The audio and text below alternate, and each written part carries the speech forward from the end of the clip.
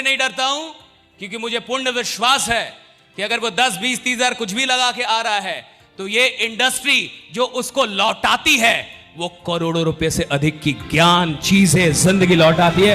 वो उसके लायक भी नहीं था।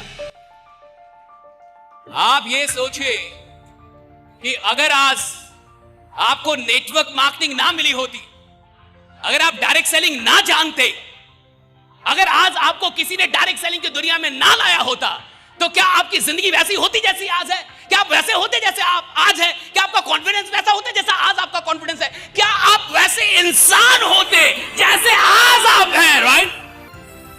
आपके अंदर जो इंसान पैदा हुआ है, आपके अंदर जो लीडर पैदा हुआ है, आपके अंदर जो सोच पैदा हुई है, ये डायरेक्ट सेलिंग की देन है।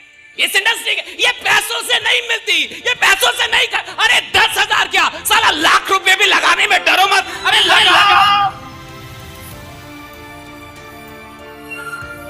डरिए मत। हमारे हार का सबसे बड़ा कारण है हम पैसा लगवाने में डरते हैं।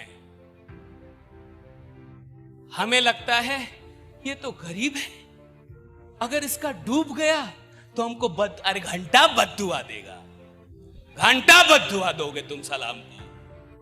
तुम फेल हो गए तो मैं रीजन, तुमसे हो नहीं पाया तो मैं खड़ा। और अगर तुम्हें लगता है कि तुम्हारी असफलता के लिए कोई और जिम्मेवार था तो साला जिंदगी भर नहीं 7 जन्म तक असफल रहोगे तुम। मैं कहां से जिम्मेवार हूं?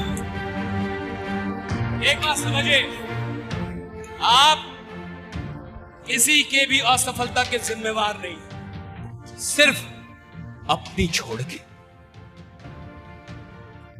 आप किसी के भी असफलता के जिम्मेवार नहीं है, सिर्फ अपनी छोड़ के।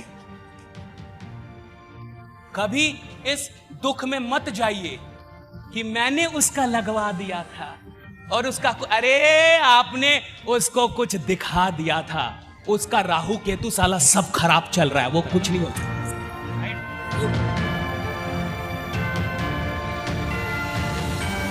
आपने काम किया। और एक बात याद रखिए, अगर कोई भी इंसान इस दुनिया में गरीब है, दुख में है, तो क्या वो आपके चलते हैं? क्या आपका कंट्रीब्यूशन है उसकी गरीबी में? क्या आपने उसे गरीब रखा है?